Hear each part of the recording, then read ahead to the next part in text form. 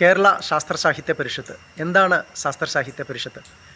ശാസ്ത്രം സാധാരണ ജനങ്ങളിലേക്ക് എത്തിക്കുക എന്നൊരു ലക്ഷ്യത്തോടുകൂടി പ്രവർത്തിക്കുന്ന ഒരു ബഹുജന സംഘടനയാണ് ഈ പരിഷത്ത്.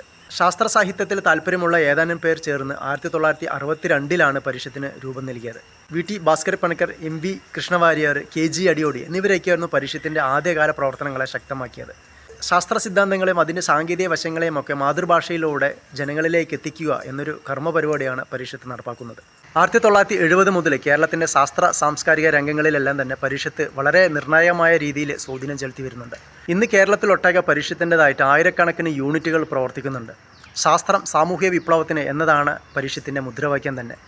പരിസര മലിനീകരണം, പരിസ്ഥിതി പ്രശ്നങ്ങൾ എന്നിവയ്ക്കെതിരെയുള്ള ബോധവൽക്കരണം ശ്രദ്ധേയമായിരുന്നു. മാത്രമല്ല, വനനശീകരണത്തിനെതിരെയുള്ള പ്രചരണ പ്രവർത്തനങ്ങളും ഇതുപോലെ തന്നെ. സൈലന്റ് വാലി വനസംരക്ഷണത്തിന് പരിഷത്ത് നൽകിയ നേതൃത്വം വളരെ ശ്രദ്ധേയമായിരുന്നു. പരിഷത്തിൻ്റെ നേതൃത്വത്തിൽ വർഷം തോറും നടത്തിവരാറുള്ള ശാസ്ത്രകലാജാഥ, ഭാരത വിജ്ഞാന ജാഥ എന്നിവയൊക്കെ തന്നെ ജനങ്ങളെ വളരെയേറെ സ്വാധീനിക്കുകയും അവരെ ബോധവൽക്കരാക്കാൻ സഹായിക്കുകയുമൊക്കെ ചെയ്യുന്നുണ്ട്. ശാസ്ത്രഗതി, ശാസ്ത്ര കേരള, യൂറിക്ക ആനുകാലികങ്ങളും ശാസ്ത്ര സാഹിത്യ ഗ്രന്ഥങ്ങളുമൊക്കെ പരിഷത്ത് പ്രസിദ്ധീകരിക്കുന്നുണ്ട്.